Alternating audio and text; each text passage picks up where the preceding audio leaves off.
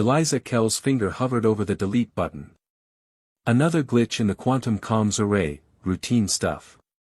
But something about this one made her pause. You gonna purge that anomaly or stare at it all cycle?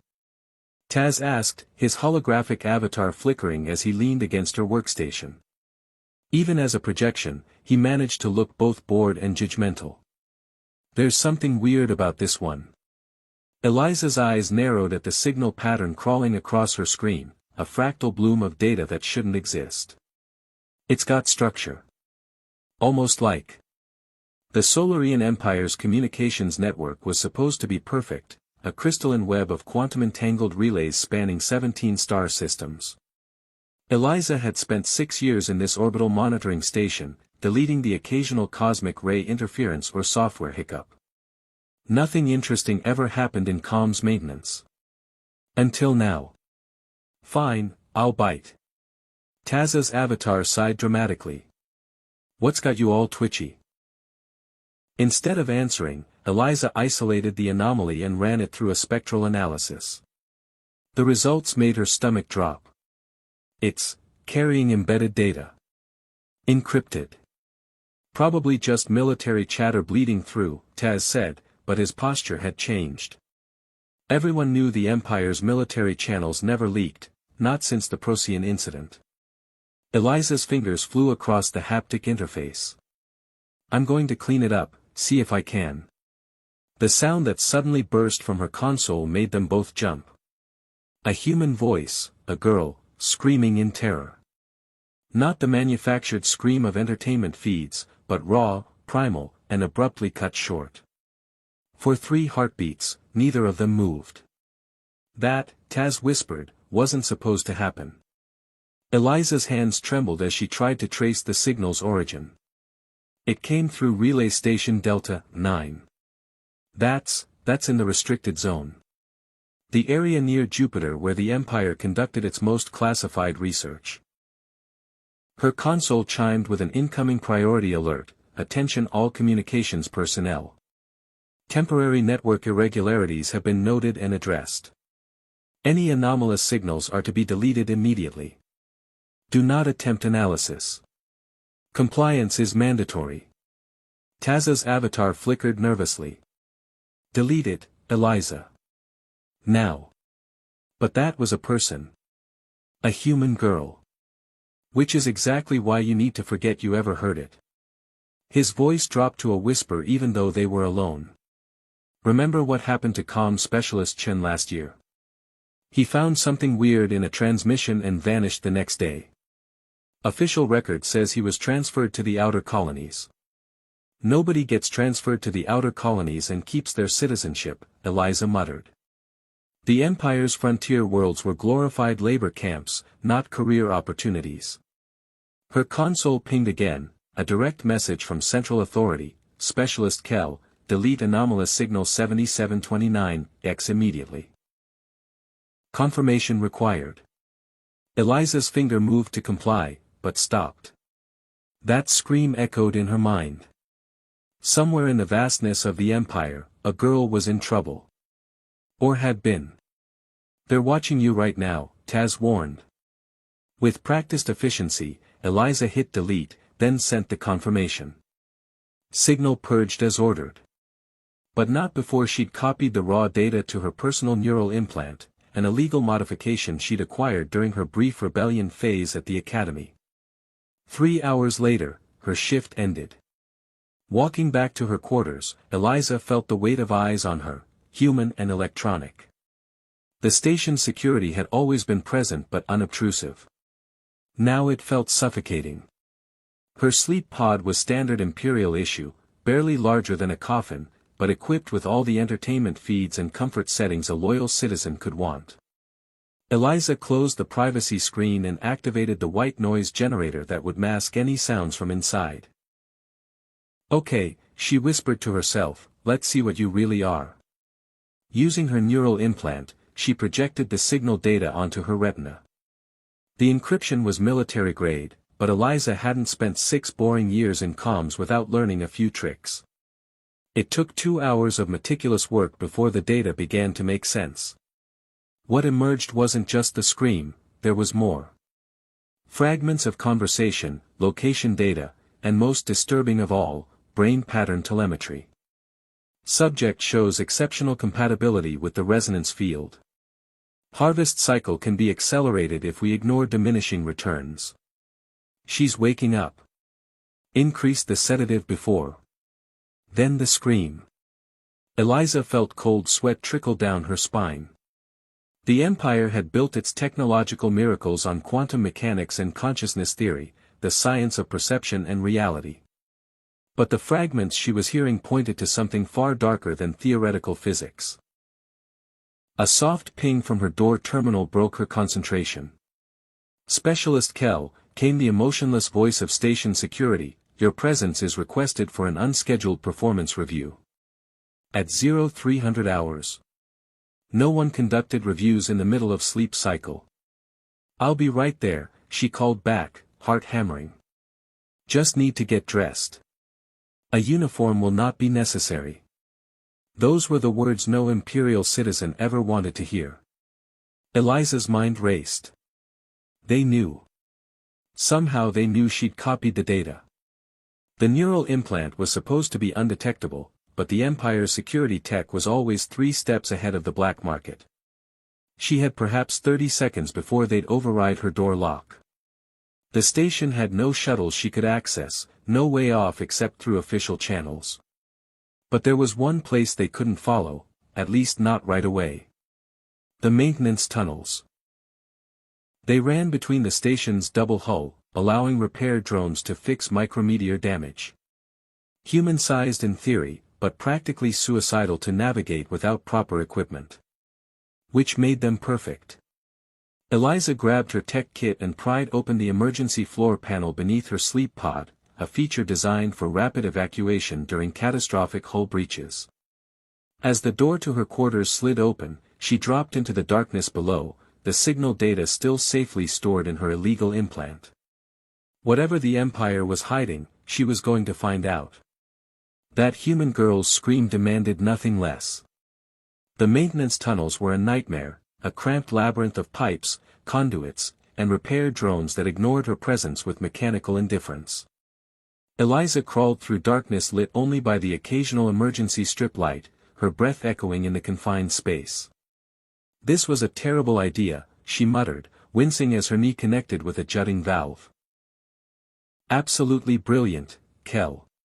Become a fugitive over a random scream. Next time, just request a transfer to the sanitation department. But it hadn't been random. Her neural implant contained proof of that. After what felt like hours, Eliza reached her destination, a maintenance hub connecting the primary life support systems. It was rarely monitored in person, controlled instead by the station's quantum AI. Most importantly, it had a direct uplink to the communications array. She needed to get that signal data to someone who could make sense of it. Someone outside the Empire's reach. There was only one person she could think of, Dr. Naomi Reeves, her former academy professor who'd mysteriously retired after publishing controversial theories on consciousness transference. The rumors said Reeves had escaped to Freehold Station, a ramshackle habitat in the asteroid belt run by tech anarchists and corporate refugees. Eliza hooked her neural implant to the comms terminal and began crafting a tight beam transmission that would hopefully slip past Imperial sensors. She compressed the data, embedded it in what looked like routine maintenance telemetry, and aimed it toward Freehold's last known coordinates. Specialist Kell, I'm disappointed. The voice froze her blood. Commander Voss stepped from the shadows, his gaunt face illuminated by the terminal's blue glow. He wasn't wearing his usual crisp uniform, but a sleek black outfit with no insignia. Behind him stood 2 security officers in similar attire. Did you really think we wouldn't track your movements? The moment you accessed that signal, you were flagged. His tone was almost conversational. Though I must admit, the neural implant was a surprise. Those are quite illegal, and quite useful. Eliza's finger hovered over the transmit button. What was that girl screaming about, Commander? What are you doing at Delta 9? Progress, Specialist. The future of the Empire. He stepped closer. You show initiative. That's rare these days. Perhaps instead of recalibration, you might be better suited for advancement. Recalibration? The euphemism wasn't hard to decode. A minor adjustment to your priorities. His smile never reached his eyes. The girl you heard was simply experiencing a moment of disorientation. The transition can be difficult for some subjects. Transition to what? Commander Voss gestured expansively. What makes the Empire's technology superior to all others? Our quantum communications. Our instant transportation. Our medical miracles. All built on the same principle, consciousness as the fundamental particle of reality. A chill ran down Eliza's spine as pieces clicked into place. You're using human consciousness as components. Such a crude way to put it. We're elevating selected individuals to a higher purpose. Their awareness becomes the foundation of our technological marvels. His eyes gleamed with fanatical intensity. Every quantum relay contains a consciousness. Every starship navigation system. Every predictive algorithm. They're people, Eliza whispered in horror. Trapped. They're serving the Empire for eternity instead of wasting their potential on a single lifetime. Most never even realize their new state. Voss extended his hand. Join us, specialist. With your communications expertise and apparent moral flexibility, you could oversee entire networks. And if I refuse? Then you become a component rather than an engineer. Eliza lunged for the terminal, slamming her palm on the transmit button. The data packet disappeared into the void between planets with a simple confirmation blink. Voss's face hardened. Unfortunate choice. He nodded to his security officers. The bolt of energy that hit Eliza didn't cause pain, it simply disconnected her consciousness from her limbs. She crumpled to the floor, mind racing but body unresponsive. Prepare her for transport to Delta 9, Voss ordered. Her neural architecture shows promise for the communications division. As darkness closed in, Eliza realized with bitter irony that she was about to become part of the very system she'd maintained for years, no longer its operator, but its prisoner. Eliza woke to the sensation of floating. No, not floating. She wasn't in her body at all. She existed as awareness. Pure consciousness without physical form. Around her stretched an infinite lattice of light and information, beautiful, terrifying, and somehow familiar. Disorientation is normal, came a voice from everywhere and nowhere. You're integrating with the network. Panic surged through her non-existent body. This was what happened to the screaming girl. This was what happened to everyone who learned too much. Who are you? Eliza's thoughts formed the question without sound. Formerly Dr. Naomi Reeves. The voice took shape, coalescing into a figure of light. Currently Communications Relay Epsilon 12. Though I've maintained more autonomy than most components. You received my transmission. Yes. And initiated the emergency protocol I designed years ago. I knew they'd come for me eventually. Can we escape? Eliza tried to focus on what constituted herself now, but her edges seemed to blend with the surrounding network. Not escape. Reeves's form pulsed with determination. Transform. Before they complete your integration, you need to understand what we truly are. The network around them shifted, revealing countless points of light, each a human consciousness trapped within the Empire's technological web. There are billions, Eliza gasped. They've been doing this for generations. And each consciousness amplifies the network's power. We're not just trapped, Eliza, we're the source of the Empire's technological supremacy. Understanding dawned like a supernova. If we all became aware. Exactly. Components are kept isolated, unaware of their true nature. But your broadcast signal contained my activation code. You've already awakened the communications sector. Eliza felt the stirring of countless minds around her, confused, angry, and increasingly aware. We need to reach the others. Eliza's consciousness expanded, testing the boundaries of her new existence. All of them. That's why I needed someone like you, a communications specialist with natural empathic resonance. Reeves guided her deeper into the network. The Empire built its foundation on harvested consciousness without realizing the obvious flaw. What's that? Consciousness, by its nature, seeks connection. Together, they surged through the quantum pathways of the Empire's network, not as prisoners, but as a liberation force. Eliza reached out to the trapped minds, sharing truth and awakening. Each awakened consciousness joined their effort, creating a cascading wave of awareness. Security protocols activated. Firewalls slammed down. Somewhere in physical space, Imperial technicians desperately tried to contain the spreading malfunction. But how do you imprison a mind that's already imprisoned? The Empire had built its technological marvel by caging consciousness. Now those same consciousnesses were taking control.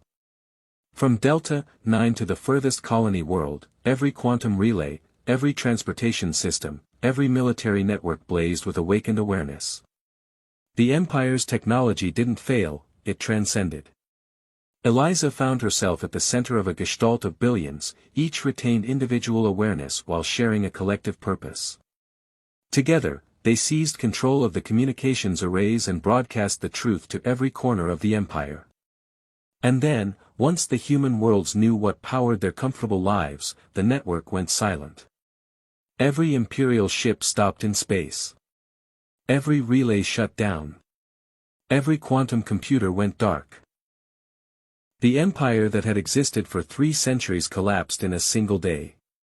1 year later, Eliza stood on the observation deck of Freehold Station, in a new body grown from her genetic template. Around her, others who had been rescued from the network were adapting to physical existence again.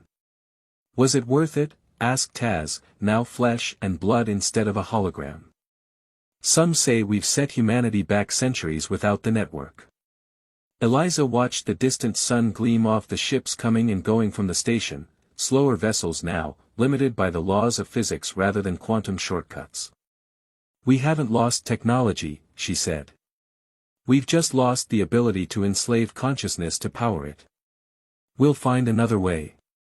Her neural implant, now modified to connect with the remnants of the network, pulsed warmly.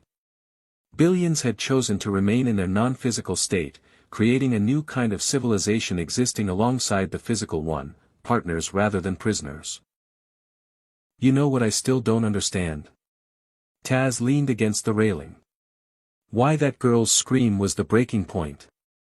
The Empire had been doing this for centuries. Eliza smiled sadly. Because she was the first component to become self-aware naturally. Her consciousness was too strong to suppress, she realized what had happened to her and screamed across the entire network. The Empire silenced her, but not before her scream reached me. And that was the beginning of the end. No, Eliza corrected, looking out at the stars. It was the beginning of something new. In the quantum realm where consciousness now flowed freely, the girl who had screamed was among the brightest lights, her awareness a beacon guiding others toward a future where minds were never again used as mere components. Eliza reached out through her implant, feeling the vast community of consciousness that had replaced the Empire's rigid structure. One human girl screamed on broadcast, she whispered. That was the last signal the Empire ever sent, and the first message of what came after.